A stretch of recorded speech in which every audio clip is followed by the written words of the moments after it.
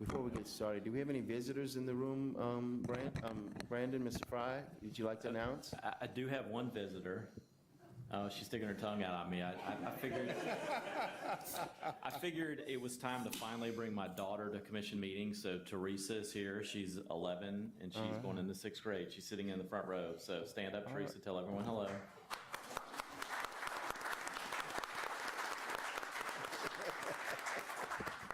She's got the job. All right, any other announcements before we get started? You ready to take on? Okay, okay. Commissioner Francis. It's another good day to serve the public of Louisiana. And I wanted to recognize again Chris Wright with the Louisiana State Police. I've just become a friend of his, getting acquainted. We're working on a lot of issues in the Public Service Commission. One is doing some work with the tow truck industry, and Chris kind of heads that up for the state of Louisiana and the state police. So thank you for coming, Chris. Appreciate that, and you gentlemen there with you. So I'm sorry I'd missed your name. What's your name? Say it again. Rodney Owens from Leesville, Louisiana, Wampus Cats. So I'm sure we got a few cats here too. And I've got another one, Mr. Chairman. I've just been made aware, we've been working on an interconnection facility for the Magnolia generator, which is something new that we just voted and approved. And good news, we're usually 2 months behind on a lot of things because this is really a complicated business.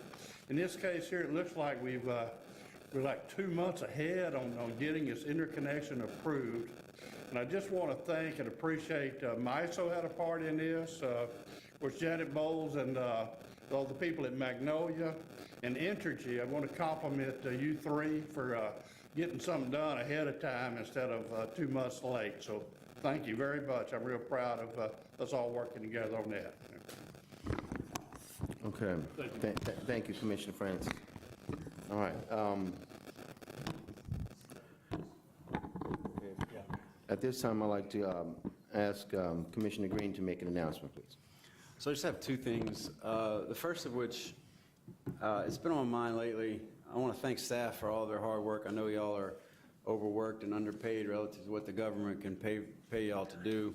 One of the things that I have in my mind that I want to try to generate is almost like a dashboard of dockets to see where we are with those timelines. I know that we have some that have been open since '09. I know there have been thousands of dockets open since the beginning of the Public Service Commission, but to know, there's a formula, distance equals rate times time. And for us to get to that distance, sometimes I don't know what the rate is. How fast are we going on? In particular, the ones I'm thinking of, customer-centered options, green tariff, energy efficiency, the Atmos, SIP, Dole Hills.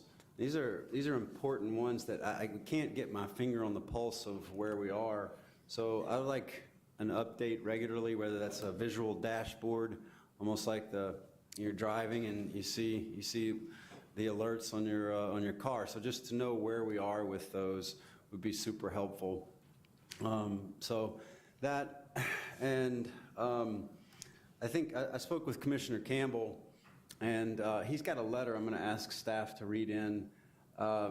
Just the reminder to all in the room, us included, when we're making statements about this is the stance of the Public Service Commission. If there was a 4-to-1 vote, point that out, because it's important for the people we represent to know where we stand on each issue. Catherine, can you read that? Yes, sir. This is a letter that Commissioner Campbell wrote to Mr. Philip May, President of Energy Louisiana.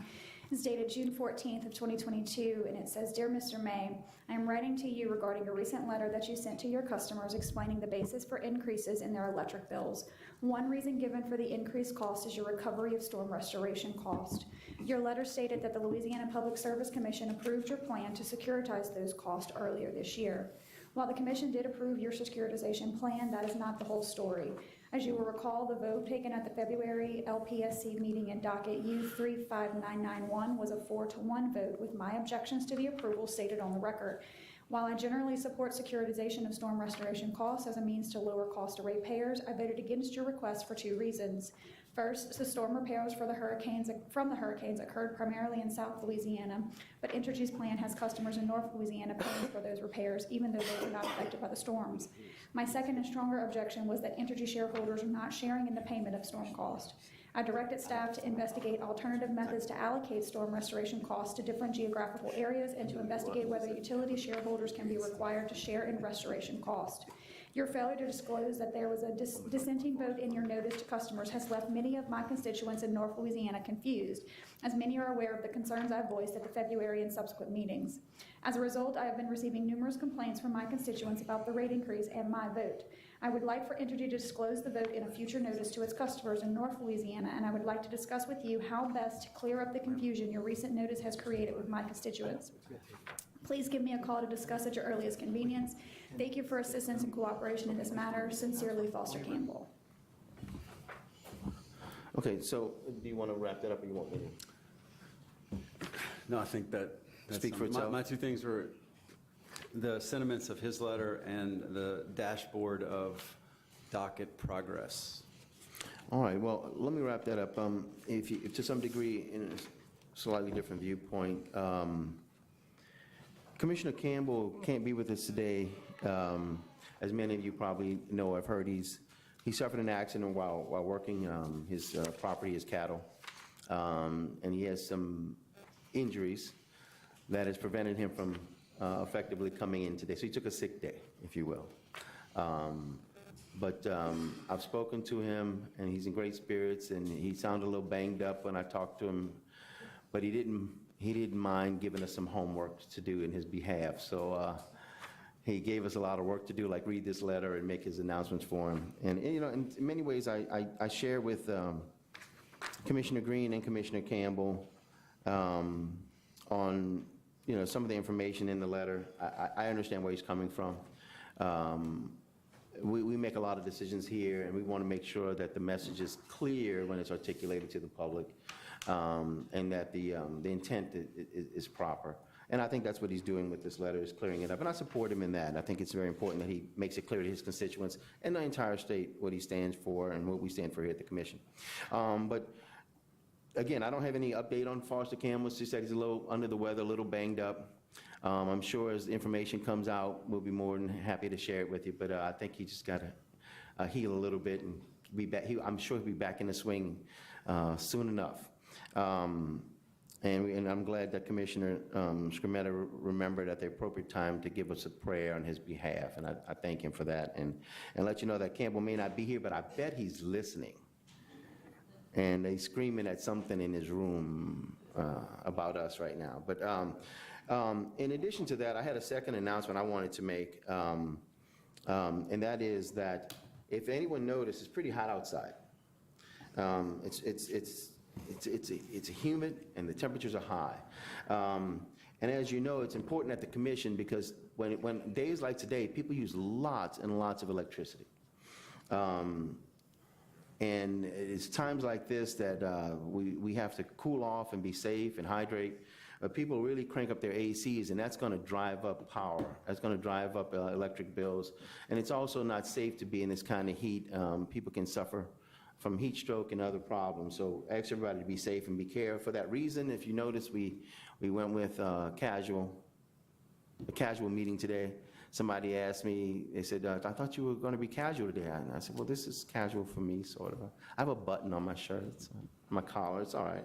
But the fact is that, in all seriousness, the commission and even the legislature has prepared for days like today. As a matter of fact, and I notified just by verbally the electric utility companies today, on days where the National Weather Service has defined extreme weather by heat advisory determined by the National Weather Service, those are days that the utility companies cannot disconnect electric power. And that's the gist of what I wanted to share on this forum, is that for not only for the companies here, but for the people and the constituents and the customers out there, there will be no disconnections on days with extreme weather and heat advisory as determined by the National Weather Service, and for as long as those weather conditions persist. Now, we only expect them to be a few days, so don't think you get all summer. But it's important to say that to people as the extreme weather happens. It doesn't happen every year, and it doesn't happen very often. But when it does, I know it's important to let the people know that we're here working for them. It's really for public safety that this happens more than anything else. It doesn't mean you get free electricity. It just means that there will be no disconnections during this period of time, and I just wanted to make that clear. All right. Other than that, I'll move on to the next announcement by Commissioner Scrimetta. Okay. Thank you. And, you know, at last month's meeting, I did not make any comment. We're already 2.5 hours into it, and I thought it best just to wait until this month. I'm going to take a few minutes to make my comment on the issue. So these are my comments, and so there be no confusion about that. During the May business and executive session of the Louisiana Public Service Commission meeting, the public was treated to what I believe an unnecessary demonstration of leftist rhetoric, clearly designed to ridicule the leadership of an investor-owned utility. And what was promised to the commissioners in advance to be a polite dialogue started, continued, and ended in just being a political attack. It was drenched in hyperbole and vaulted content completely outside the law and the rules that govern how this commission functions in regulatory authority over utilities in Louisiana. Now, the commission has a duty to the public to ensure that companies under its regulation are able to access financial capital for the public good. And that money can be used for many things, including new construction, repairs, or restoration of services following a disaster. And part of ensuring the ability of locating money to be spent in this state is to demonstrate to investors and the market that Louisiana will support companies borrowing money and know that this money will be paid back to investors. It is the basis of capitalism. And for that support, if that support does not exist, we risk limited interest in investment in companies in Louisiana, and even if there is investment, it will come at higher interest rates because of doubt created in the mind of the investment community over reckless rhetoric from headline seeking that obfuscates standards from the Louisiana Public Service Commission that establishes to make sure that debts are paid. Now, the electrical system of the United States is clearly the greatest infrastructure in the world. But the electrification of the United States came at a struggle. And most of the United States had no electricity from utilities in the 1920s. And systems, as we know today, only really took off due to the concept provided by Mr. Samuel Insull. Now, Mr. Insull was a young executive with Commonwealth Edison, and he saw a way to expand electrification out of the city of Chicago. And what resulted from his plan became known as the Regulatory Compact. Now, the Regulatory Compact took the growth of electricity outside of government-owned facilities in a limited fashion and into the private world, expanding the possibilities for our society. Allowing for expansion, it allowed for for-profit electric utilities to be given monopolies to provide electricity in specific locations in exchange for being regulated by governmental authority. And this became the dominant form of providing electric service in the United States by the early part of the 20th century and is still with us today. But in return for our government granting exclusive service territories and setting rates in a manner that provides an opportunity for a reasonable return on investment, investment-owned public utilities are obligated to adhere to all regulations set by commissions like this one. Now, the utility must serve all customers within the territory granted. We set rates to protect those consumers while still giving the utility the opportunity to earn a fair rate of return on shareholder investment. That's the system, and that's the American way. Mr. A.J.G. Priest, who is a early author of the Principles of Public Utility Regulation, put it best, in my opinion. He said, "Perhaps the most vital problem of expanding utilities is the search for new capital. Outside money must be had if a utility is to measure up to the responsibilities properly imposed by regulation. But it can only be had if effective management and reasonable rates of return provide the earnings investors legitimately anticipate. Capital cannot be conscripted." Now, the Louisiana Public Service Commission falls squarely under the success of working within regulatory compact doctrine. It has served the public well, providing expansive connections to the grid and to the public. But for rising fuel prices, Louisiana still enjoys some of the lowest rates in the nation. Now, we as commissioners have a responsibility to maintain a system that allows companies to access capital at reasonable rates that keeps us competitive with all of the states around us in our region. The one thing we cannot do is to achieve that goal by making it arbitrary and capricious statements that may rock the Richter scale of the financial community. Now, baseless statements were made about an investor owned when one of our own unjustifiably suggested that the company that had already borrowed from the market and spent billions of dollars from investors acted arbitrarily and with no explanation therewith, then sought recovery. The fact is that the company spent exactly what was necessary to fix the electric system for the citizens of Louisiana, and I would happily point out they repaired the system in record time, benefiting our people and our economy. Now, the investor-owned utility performed all of its obligations owed under the Regulatory Compact, and both state and federal U.S. Supreme Court law entitles the company to recover what it spent. Now, I mentioned the Louisiana Supreme Court. It has ruled on these issues in previous decisions. In significant cases, one from 1987 is Central Louisiana Electric Company versus the Louisiana Public Service Commission, and the other Entergy Gulf States versus the Louisiana Public Service Commission in 1999, and both standing for the rule of law that utilities may recoup their revenue requirement. The common theme is that the utility shall be able to recover sufficient revenues to meet its operating expenses, providing shareholders with a reasonable rate of return and attract new capital. Now, if we look beyond our own state Supreme Court, we can consider the Supreme Court of the United States and its positions on these issues. There are two seminal cases to consider. Bluefield Works and Improvements Company versus Public Service Commission in 1923, and Federal Power Commission versus Hope Natural Gas Company, 1944. Now, the Bluefield case stands for the proposition that rates must be sufficient to yield a reasonable return on the value of property used to provide the utility service.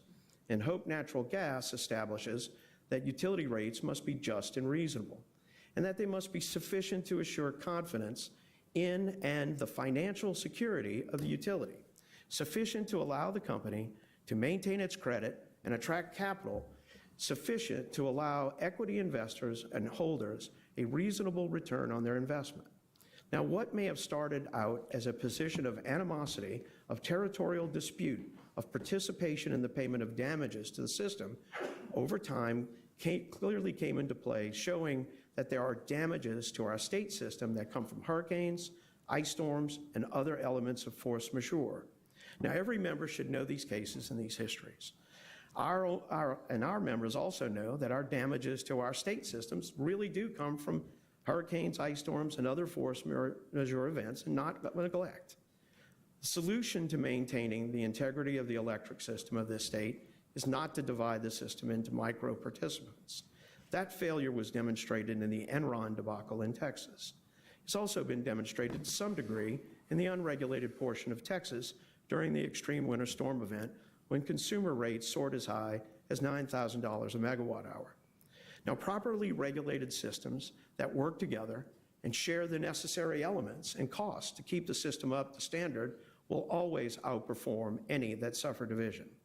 Now, what was billed to me as a polite discussion to come with these utilities about genuine issues of dispute between the Commission and those we regulate rapidly turned into a farce fueled by partisanship and ego and temper.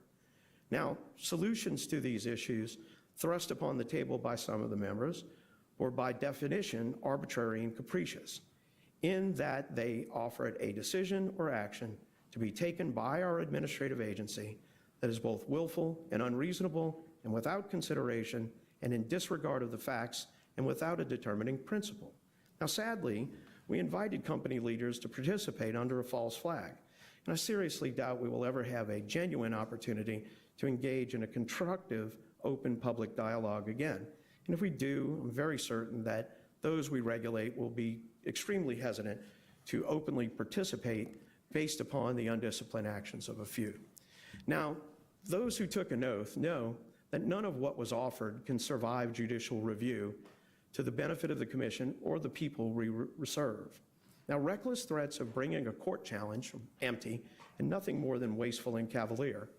And I remind you that the loser in such a litigation must pay the costs and all the costs of the attempt. Now, it's not a senseless, if that's not senseless and unfair burden to heap upon the ratepayers, I just really don't know what would rise to a more thoughtless act.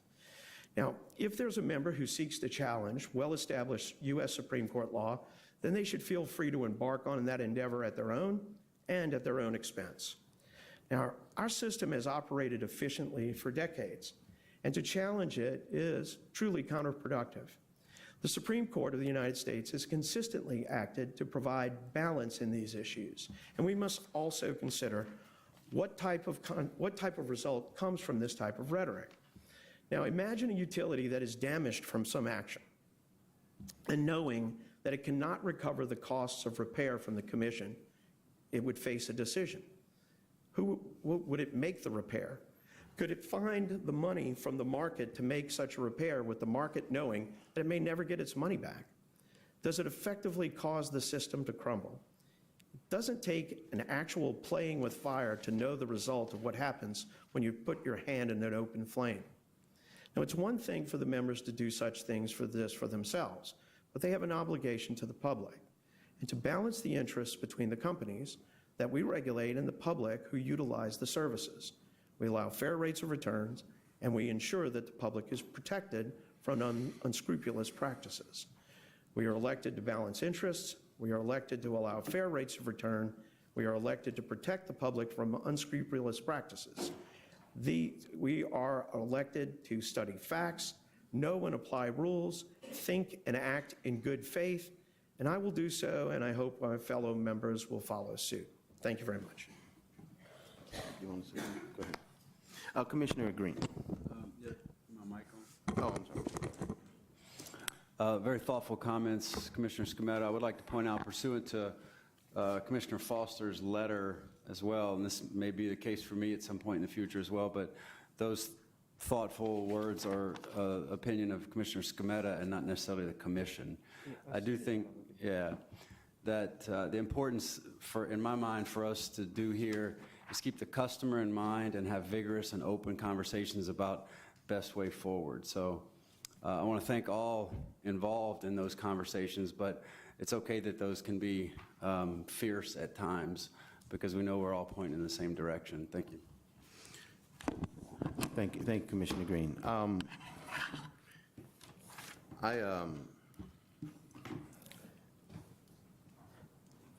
I want to make a comment as well.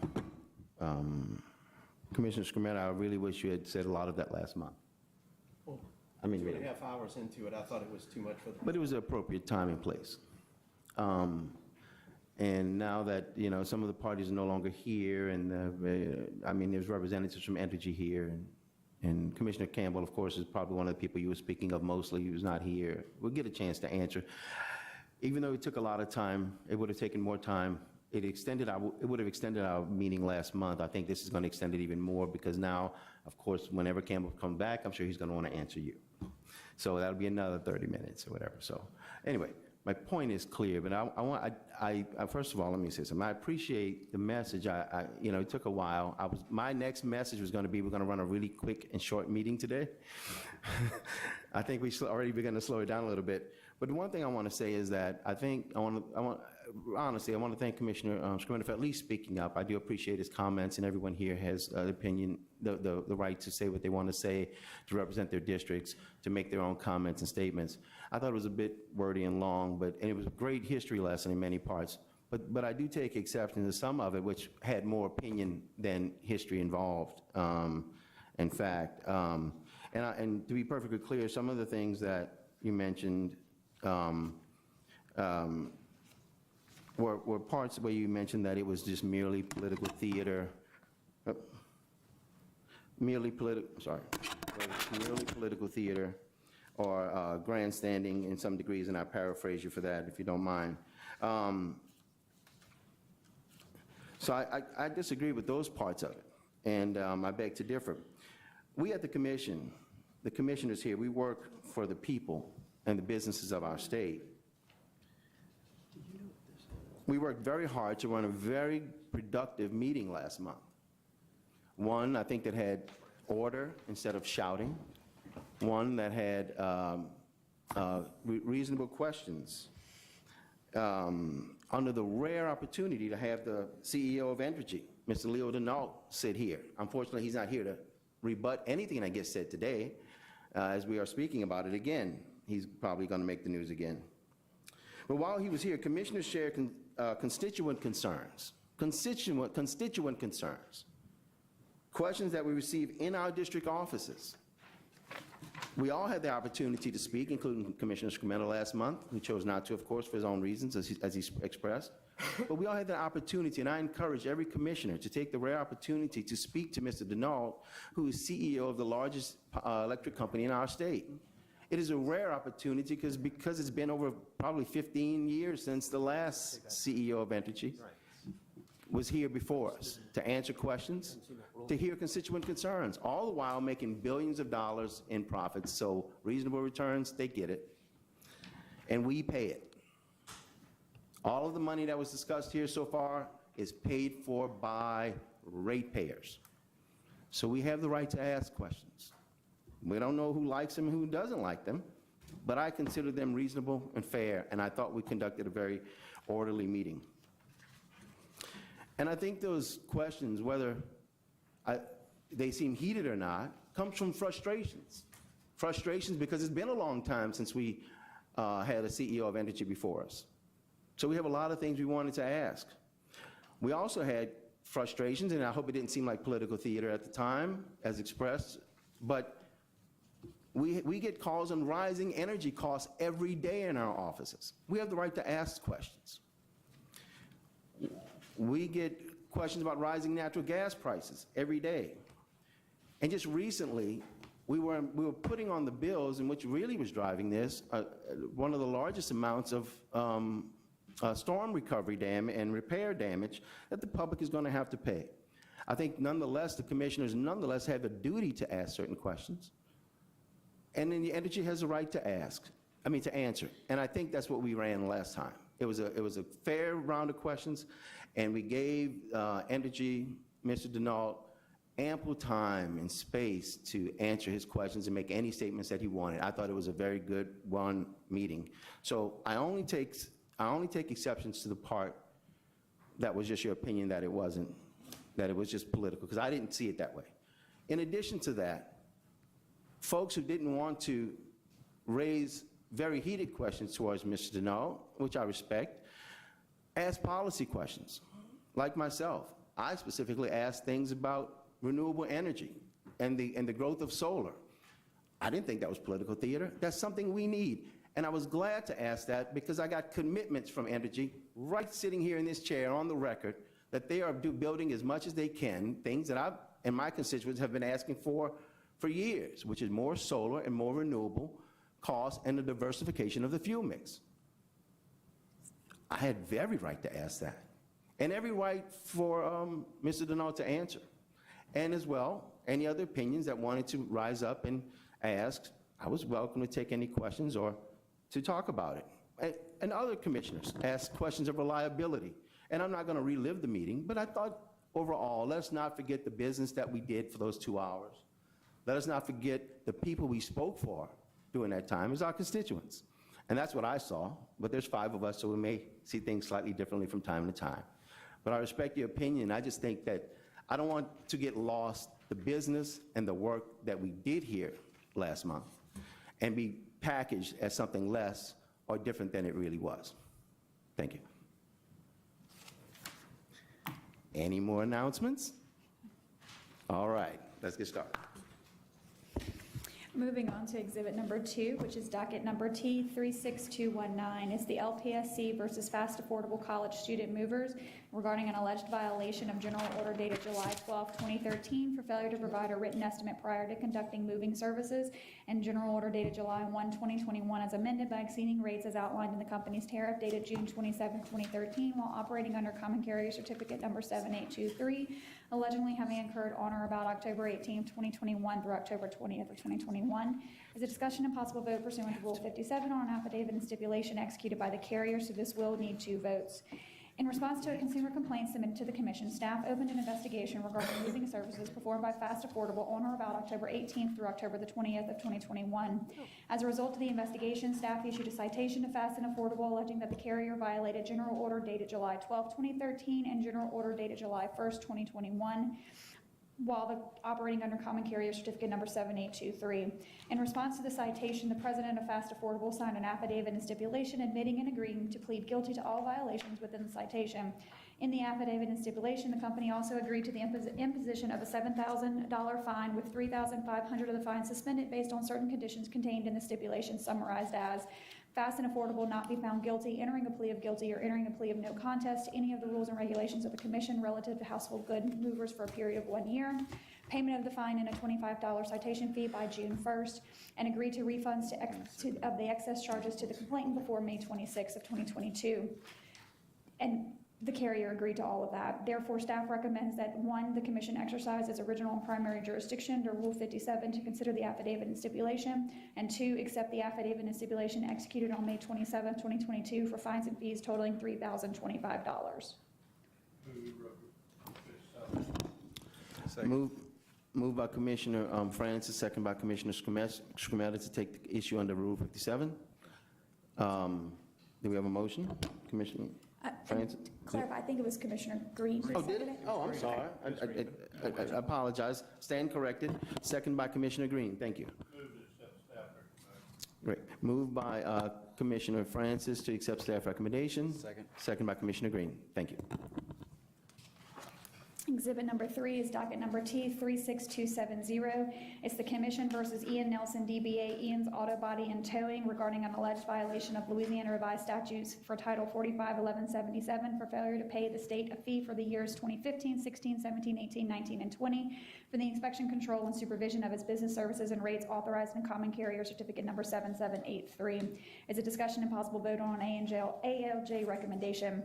Based on the staff investigation, the Commission staff requested that the carrier be ordered to amend its inspection and supervision fee forms for the years 2015, 17, 18, 19, and 20, that the carrier be ordered to submit additional appropriate payments to the Louisiana Department of Revenue within 60 days of the issuance of the order in this proceeding, and that the carrier submit proof of said payments to the Commission within 10 days of making those payments. Lastly, the Commission staff requested that the carrier be assessed a $500 fine pursuant to the Commission's General Order dated November 22nd of 2011, and that the carrier be assessed a $25 citation fee pursuant to the Commission's General Order dated June 7th, 2006. In support of its case, the Commission staff presented the testimonies of Transportation Administrator Tammy Burrell and Audit Director Robin Pendergrass. According to Ms. Pendergrass's testimony, the Commission's auditing division conducted an audit of the carrier between 2016 and 2022, and that audit revealed that for the years 15, 17, 18, 19, and 20, the carrier's total regulated revenues as reported in its inspection and supervision fee filings with the Department of Revenue did not match its total regulated revenues as reported in its annual reports. Ms. Pendergrass prepared an audit memorandum for Ms. Burrell, and Ms. Burrell confirmed that the carrier's reported revenues were not consistent for the aforementioned years. A hearing was conducted on May 5th of 2022 where the carrier failed to appear at the hearing and present a defense.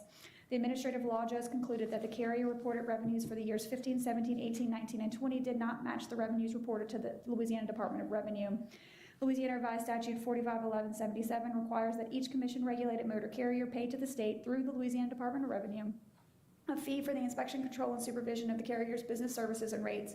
Per Revised Statute 451179, this fee is calculated using the revenues reported in the carrier's annual report. However, in computing its inspection and supervision fees, it appears that the carrier used the revenues reported to the Department of Revenue.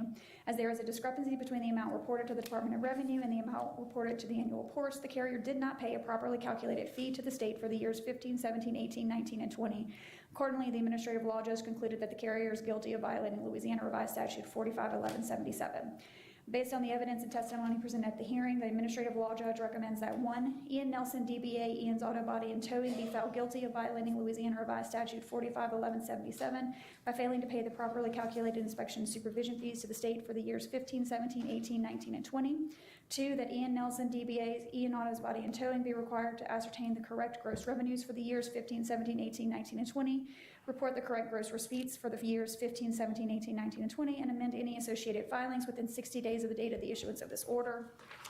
That Ian Nelson, DBA Ian's Auto Body and Towing, be required to provide proof to the Commission that it reported the correct gross receipts and amended any associated filings within 10 days of such corrections. That a fine of $500 be imposed upon Ian Nelson, DBA Ian's Auto Body and Towing, for failure to pay the appropriate inspection and supervision fees for the years 15, 17, 18, 19, and 20, and that this amount must be paid to the Commission in certified funds within 60 days of the date of the issuance of this order. And 5, that the citation fee of $25 be imposed upon Ian Nelson, DBA Ian's Auto Body and Towing, and that this amount be paid to the Commission in certified funds within 60 days of the date of issuance of this order. We have well, first of all, let me let Commissioner Francis has a statement to make. Commissioner, his mic, please. Oh, I'm sorry, it was on. Go ahead, Mike. A while ago, I failed to recognize Transportation Administration Lady Tammy Burrell for her work. Tammy, thank you for what you're doing. And again, thank the state police for coming today, and just to let all the carriers know that we're going to be working hard to make sure that we take care of their business and take care of the public. Thank you. Commissioner Green. Yeah, can you explain the source of the discrepancy between the reported annual reports and the reported Department of Revenue? Yes, good morning, Commissioner. Tammy Burrell on behalf of the Commission staff. The carriers file what we call an annual report every year, which breaks out their regulated revenue, and what we regulate only is the non-consensual towing. And so that annual report is the sworn statement that is used to ensure that the carriers are paying the proper inspection and supervision fees. So basically, when the auditor is doing their audits, they're looking at the annual report that's filed compared to what was reported to revenue, to make sure that what they're reporting to revenue is the proper amount. And so the fact that they're different tells us what? That Are they lying to They- us about how much they report? Are they lying to the Department of Revenue? I don't know if they're lying or if they have, their books are not being kept properly. Sometimes we will find that their books are not as accurate until the end of the year. And then at the end of the year, when they file their annual report, that's when we're able to see what their final numbers are. They pay their inspection and supervision fees quarterly. So at the end of the year, it's kind of a checks and balance. It just seems like they can play hide and seek with their accountant and then only pay a $3,000 fine. But it's hard to determine which number is accurate. We have a way of determining which number is accurate. So what we do during the course of an audit is we asked for their books so we can see what was non-consensual regulated tows, and that backup proof is actual tow invoices. So we will obtain those tow invoices when we need to. Unfortunately, in this case, the carrier did not respond to our request, and therefore the only thing we had to go on was their annual report for those years. And Commissioner, just to add to that, we work closely with Department of Revenue, and under the statute, that is to be, to Tammy's point, the basis for INS is the annual reports filed with the commission. So those should trump whatever's filed with Department of Revenue. But this is rarely do they escalate to this level. I mean, we have this happen fairly regularly with both motor carriers and regulated utilities, either through audits we're conducting through Robin's shop or Department of Revenue, or two of us working together. We work out most of them. This one just never got worked out. If you want me to follow up, you had a follow-up? Tammy, do you believe we got to the right answer eventually? That we overcame any discrepancies and we found the right answers to do our jobs on this one? Yes, Commissioner, based on the information that we had in front of us, I feel like this is the right answer. Okay, and Mr. Secretary, the same? You can, I agree, yes, sir. all right, good enough, that's good. So we got I got the a work question, done. Tammy. Commissioner Francis. Tammy, do they have to turn in their tax return as proof? They have to turn in their annual report. It's not their actual tax return that they file with the IRS. It is a recap annual report, which is a sworn statement to what their revenues were, in addition to other information. This is kind of our checks and balance, like I said, at the end of the year. So during the course of an audit, whenever Ms. Pendergrass's staff is doing an audit, we request documents such as their invoices, and we even request their tax returns so we can balance those out to see where the discrepancy was and what should have been paid. So the only thing we have to go on in this case is the annual report, since they didn't respond with the proper information. No, thank you. Great questions, but I'm a little concerned about it. Yes, all done, sir? And where are we with this one? Do we need just a voting issue? Yes, we need a motion and a second. A motion to take the item up under Rule 57. It's just an ALJ rec. Oh, okay. Motion to accept the ALJ recommendation. Thank you. Moved by Commissioner Green, second by Commissioner Francis to accept staff recommendation. Any opposition? Hearing none, so ordered. Next item, please. Exhibit number 4 is docket number T36307. It's the Commission versus Trent Anthony Trucking LLC as alleged violation of revised statute 45161 through 180.1 by operating intrastate without LPSC authority to transport waste intrastate on one count occurring December 13th of 2021. It's a discussion and possible vote pursuant to Rule 57 on an affidavit and stipulation executed by the carrier, so this will need 2 votes. It's a proposed settlement between Trent Anthony Trucking and the Commission staff for the carrier's violation of the Commission rules and regulations relative to transporting regulated waste intrastate without authority.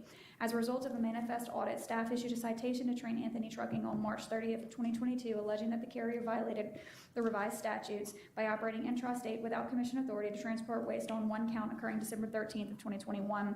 In response to the citation in the violation, the owner of Trent Anthony Trucking signed an affidavit and stipulation admitting to the violation, and in the affidavit and stipulation, the carrier agreed to the imposition of a $2,000 fine with $1,500 suspended, subject to conditions contained in the stipulation, summarized as follows: that the carrier not be found guilty, enter a plea of guilty, or enter a plea of no contest of the rules and regulations of the commission for a period of 1 year, that the carrier agree to cease transporting LPSC regulated waste for disposal intrastate until such time that the company obtains a common carrier certificate from the commission, and that he remits a $500 fine plus $25 citation fee and certified funds, and submit the executed affidavit and stipulation with payment in the amount of $525 by May 20th of 2022. Additionally, the carrier and staff agree that the affidavit and stipulation is to be a global settlement of any and all violations of transporting non-hazardous oil field waste without a certificate occurring before April 8th of 2022.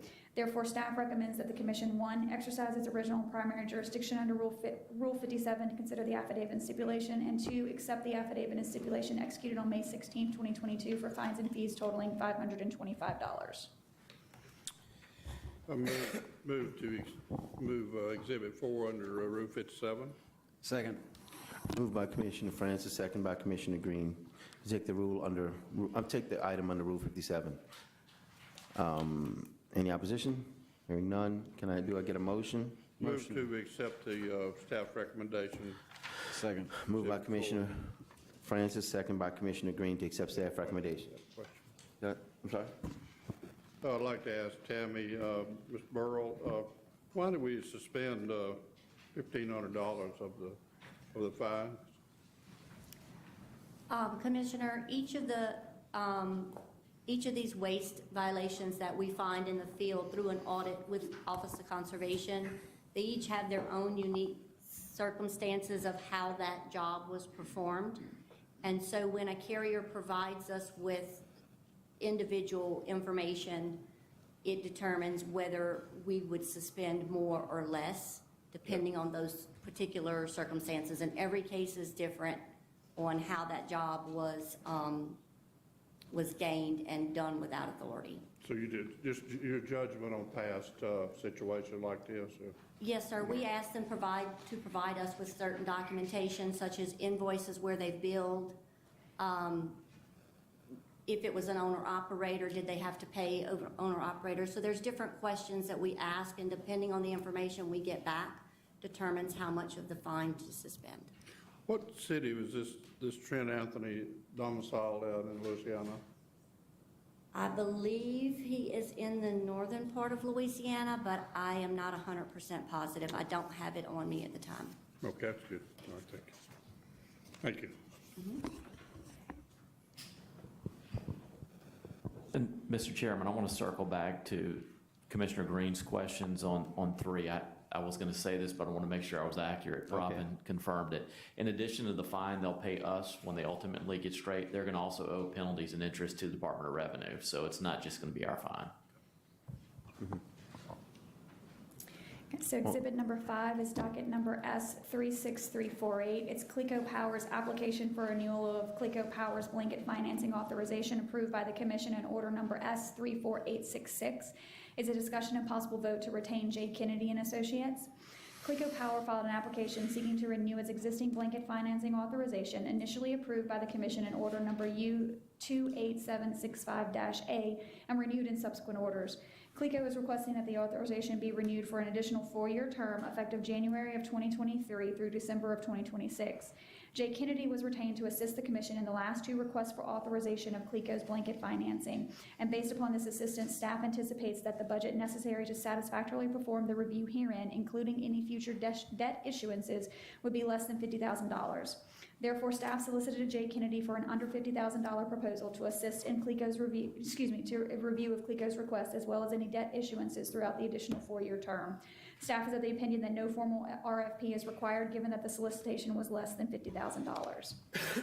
In response to staff solicitation, J. Kennedy proposes to complete all work required for $45,800 in fees and $700 in expenses for a total budget of $46,500.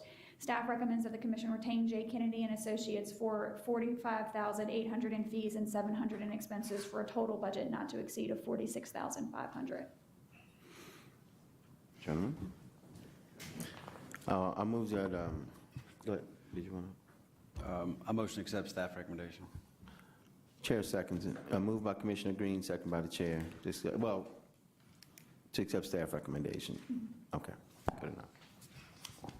Exhibit number 6 is docket number U36003. It's Utility Inc. of Louisiana's request for extension of formula rate plan with modifications thereto. It's a discussion and possible vote on an uncontested stipulated settlement. On May 25th, 2021, UIL filed its request for extension of formula rate plan with modifications, seeking authority from the commission to extend and modify its formula rate plan. UIL sought to renew its FRP as authorized by Commission Order Number U34742 with a modified return on equity bandwidth. UIL also requested that the extraordinary cost changes section be modified to strike certain provisions and to reduce the dollar threshold for extraordinary cost changes. Notice the application was published in the Commission's official bulletin with no interventions filed. Following discovery on UIL's request, UIL and Commission staff reached an agreement and executed an uncontested stipulated settlement, which was filed into the record on May 23rd, 2022. As there were no disputed issues, ALJ GIOD issued a report of proceedings and submission of stipulation for consideration by Commissioners on June 8th, 2022. The major terms of the settlement are as follows. The FRP will have a 3-year term beginning with test year 2021, with rates being reset in December of 22, November of 23, and November of 24.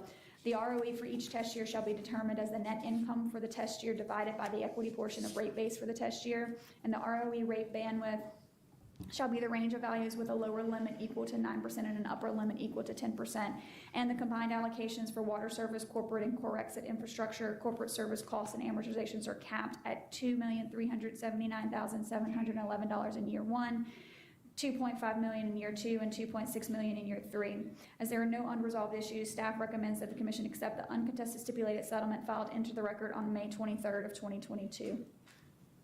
Move to accept staff recommendation for the uncontested stipulated settlement.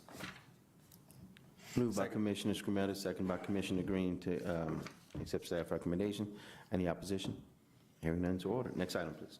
Exhibit number 7 is docket number U36129. This is Southwest Louisiana Electric Membership Corporation supplemental and restated application for recovery of rates of storm damage costs incurred as a result of Hurricanes Laura and Delta, and for recovery of costs incurred in preparation for Hurricane Ida.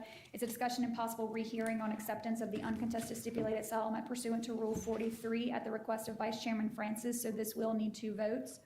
On August 10, 2021, Slimco filed its application for recovery and rates of storm damage cost, and noticed that the initial application was published in the Commission's official bulletin with no interventions. On November 5, 2021, Slimco filed its supplemental and restated application for recovery and rates of the same storm cost. The supplemental application was also published in the Commission's official bulletin with no interventions filed.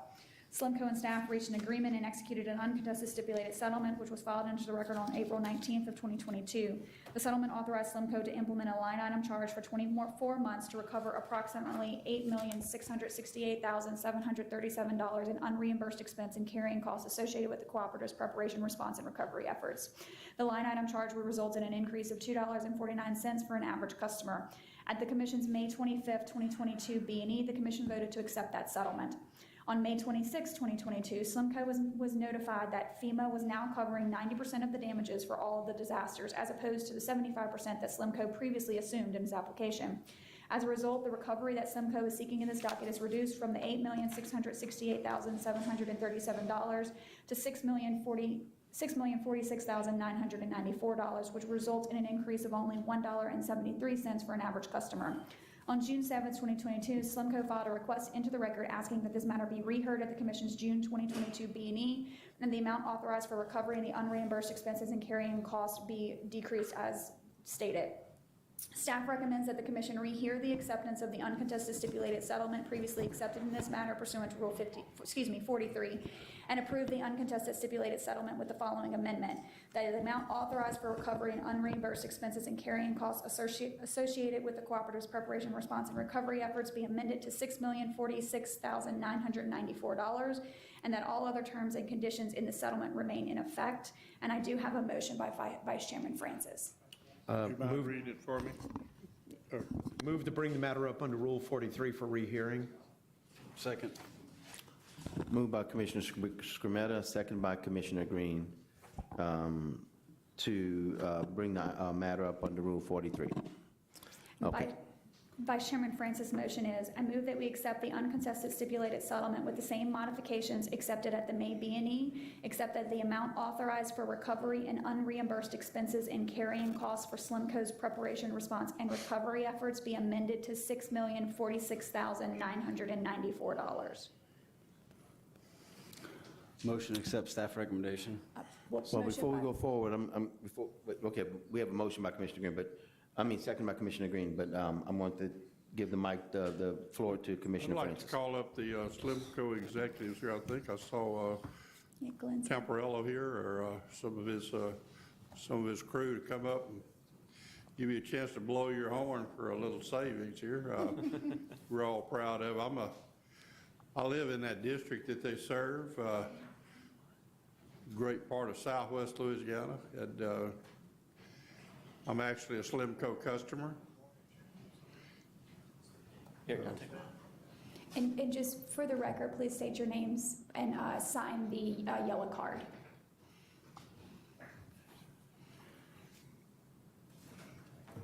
Ladies first.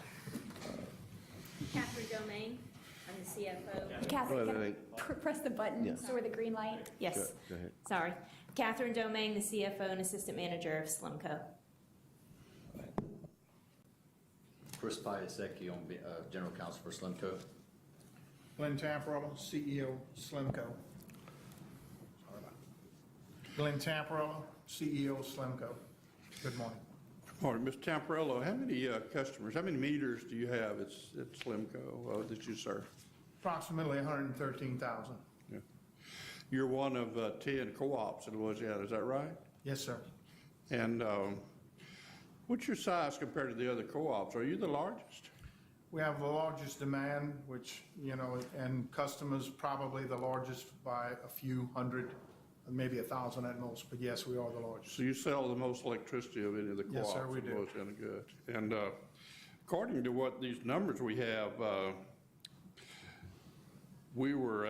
our liability was $8,668,000, but that was reduced to $6,046,000. That's $2.5 million that we're actually going to the ratepayers' pockets. Isn't that basically true? Yeah.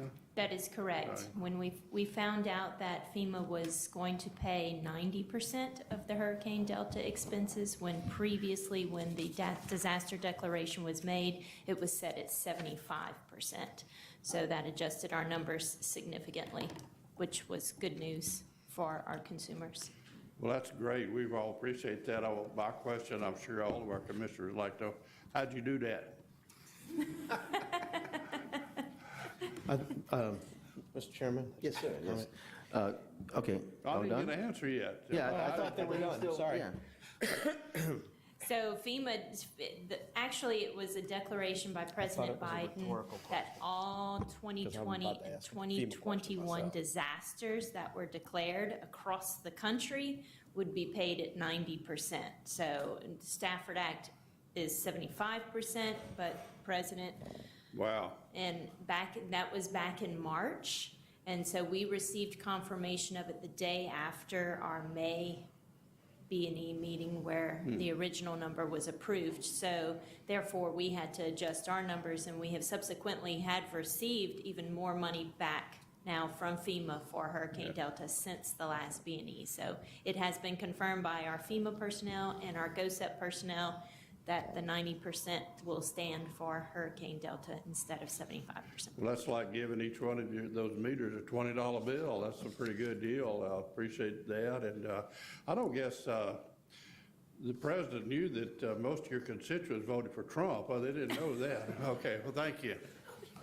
We didn't take a poll, though. Thank you. I'm through. But he did it anyway. Commissioner Scametta.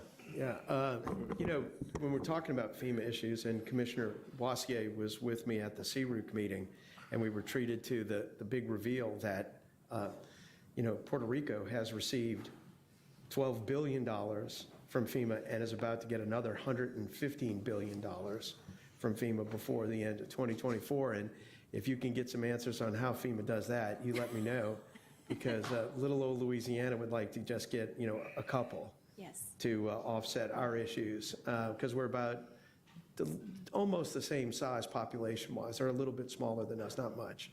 But, we're seeing how tremendous differences of allocation of capital are taking place under FEMA and HUD, and we sure would like some help. So, thank you. Thank you. Well, again, I want to thank a group from Slumco as well for their hard work, and thank FEMA for helping out the people of Louisiana with that remarkable grant to restore. Once again, here we are dealing with the storms that affect not only the people and the businesses and the residents and the lifestyle of Louisiana, but affect the utility companies and co-ops and power companies and everyone. But it's becoming more and more prevalent, and they're coming more and more frequently.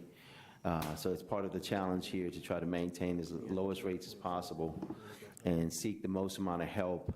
And as chair, I continue to fight with our delegation, and I don't know if that helped, but we continue to fight from here to call the delegation and visit with them over and over again and ask for more and more help.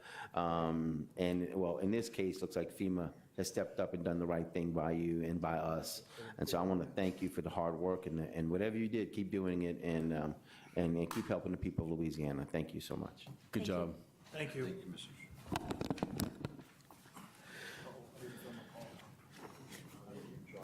I'm in trouble.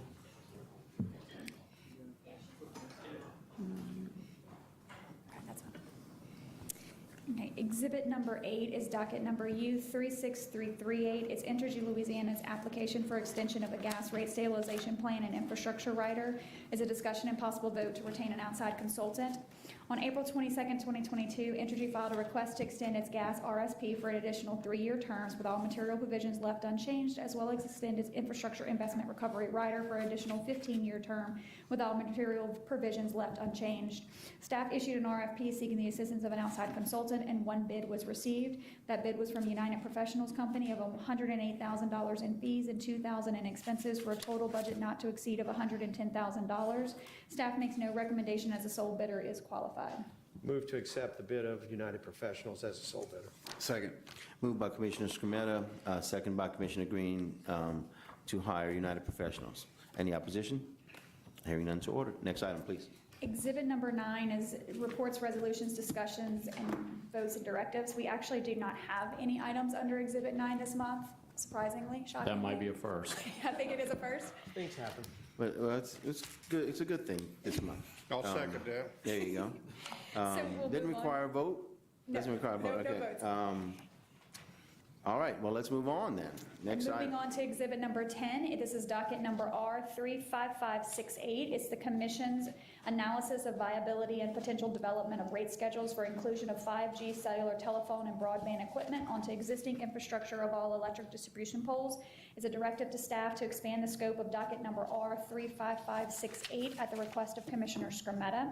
And during its investigation in docket R35568, staff discovered several interrelated pole attachment issues. These issues involve the related use of the Ninja system, strand overlashing impacts, pole wind loading concerns, issues related to unauthorized attachments, and the collective impact of these issues on ratepayers. Further, the upcoming significant investment in fiber deployment for broadband and the attachment infrastructure related to this employment has the potential to exacerbate these issues.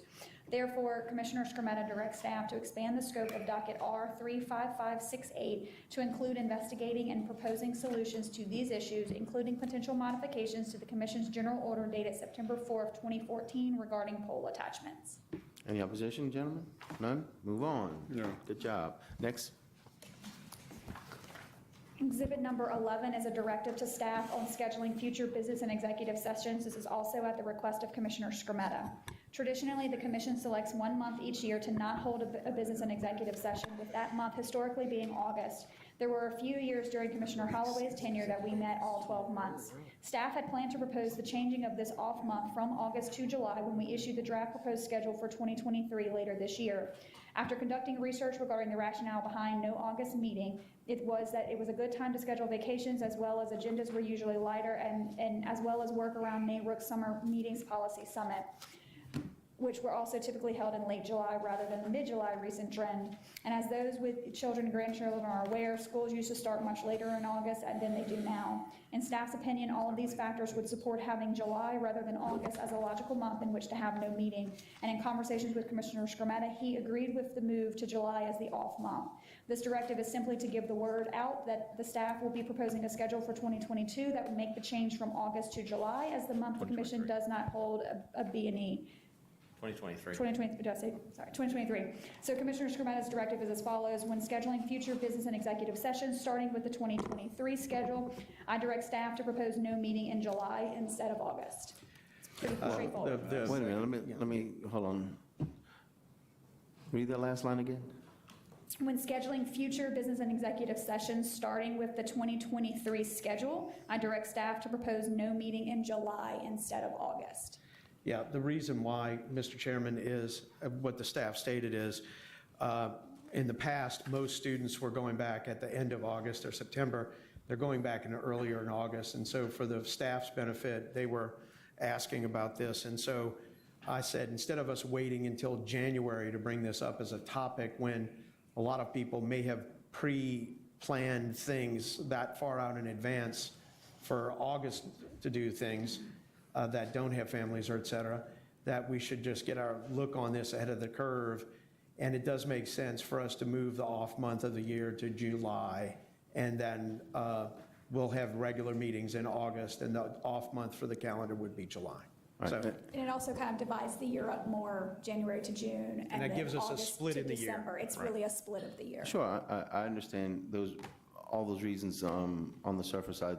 My only question is very, I guess maybe semantics, that I think staff should examine it. I know there's been some examination and it makes perfect sense, but I would like us to make sure that that's the right answer and that we look at it instead of determining it at this moment, that we look at it when we create the next schedule with the intent of, I don't want it to be predetermined at this moment. And that's what we're going to do. We're going to look at when LaTanya and I work on the schedule, we start usually in November, I guess, October, November, and give you all a draft. We're looking at next year where holidays are falling, where CROOC's falling, where the summer, winter, and annual policy meetings are falling, and then also elections and other things, and we're working around those. So all of those will be considered, and what makes most sense, we'll give you the dates based on Absolutely. that. And again, I have no problem with the decision to either go August or July. I just want to make sure the language was proper, and I think you gave proper context throughout the body of the directive, but I just wanted to make sure it wasn't a foregone conclusion, that we would at least give an examination and hear comments. I mean, we want people to give their own opinions as we move forward before we create a schedule. That's all. we have to vote on the schedule Yeah, anyway, you'll vote on that in January December or or December January. meeting. Yeah, we'll send it out to y'all in November. Absolutely. For comments before we actually propose it. And that's all I mean. Like, I think there'll be ample time to get feedback, and I just didn't want the directive to seem so foregone a conclusion in advance. Yep. All right, If you don't well, the mind. important thing Semantics. is that the word is now out. Right. That, and if people, you see, the big thing is that, and I know a lot of people in the audience and a lot of people who are listening, it becomes more and more necessary to plan, if you're going to plan vacation stuff, to plan it this far out. You know, it's like if you got to plan a year in advance, especially if you're going to take advantage of like hotel points and stuff like that, you got to plan stuff out almost a year in advance. So, and when the staff was already making plans for bringing up the issue of moving it to July, I think it's a good idea for us to all get on, knowledge that that's kind of the move. So that was why. Thank you. I would like to thank Commissioner Skrmetta for finally seeing the light, because I remember when I was fighting for a month off, I couldn't get it, but we got it now, so that's good. All those reasons were. Fight one person. I was fighting, I needed 3. No, I needed 3, and I couldn't get. You can ask the audience. I know. Look, I'm just having fun with it right now. But before we end the meeting, was that the last? That is the last item, Okay, correct. Commissioner Green has a comment to make.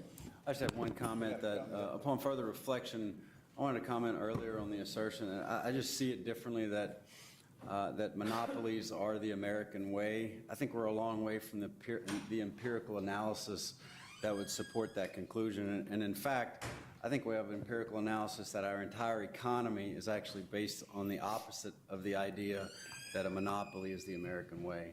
So I'm grateful for what they provide. I think we should be open to robust analysis to see what the best way forward looks like. Thank you. And to keep in order of requests, Commissioner, first of all, thank you, Commissioner Green. Keep in order of requests, Commissioner Francis. I've got a brief MISO report for you. Compliments to them, our air conditioner and lights are on today. And as of right now, MISO is managing electricity 100,000 megawatts in the MISO footprint, which we're basically in. And the fuel that's used to generate that electricity, just for your information,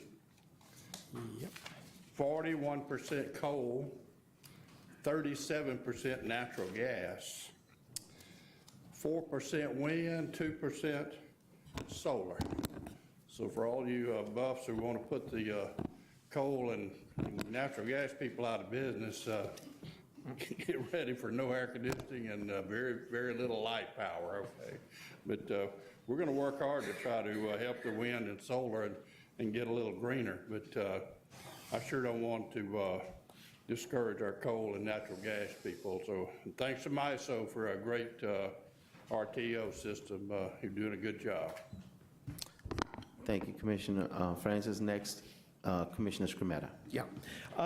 You know, I've heard what Commissioner Green has said about monopolies not being an American way, and technically he's correct.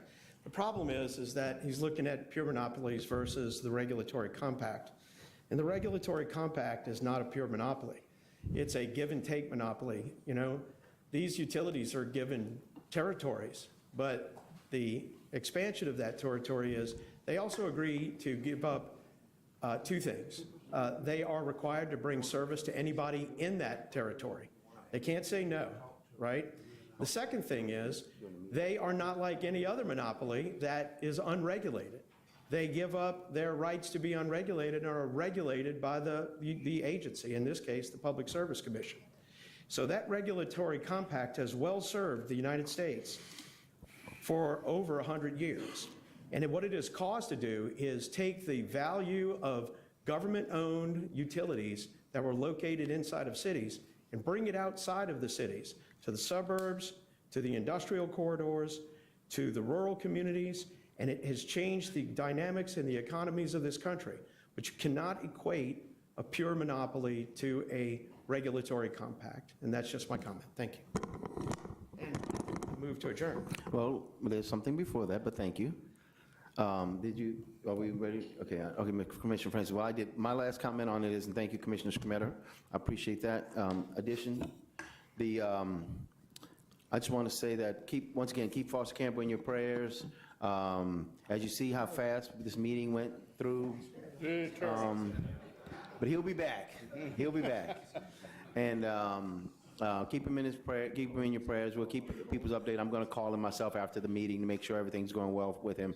And be careful with the heat out there. I sincerely mean it. I want to make a reminder: no disconnects during the extreme weather, as determined by the National Weather Service. And continue to work hard for Louisiana.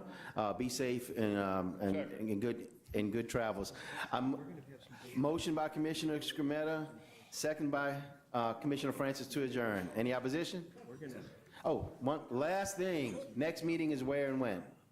Here, July 27th. Great. Glad she knew that. Next meeting, we adjourn.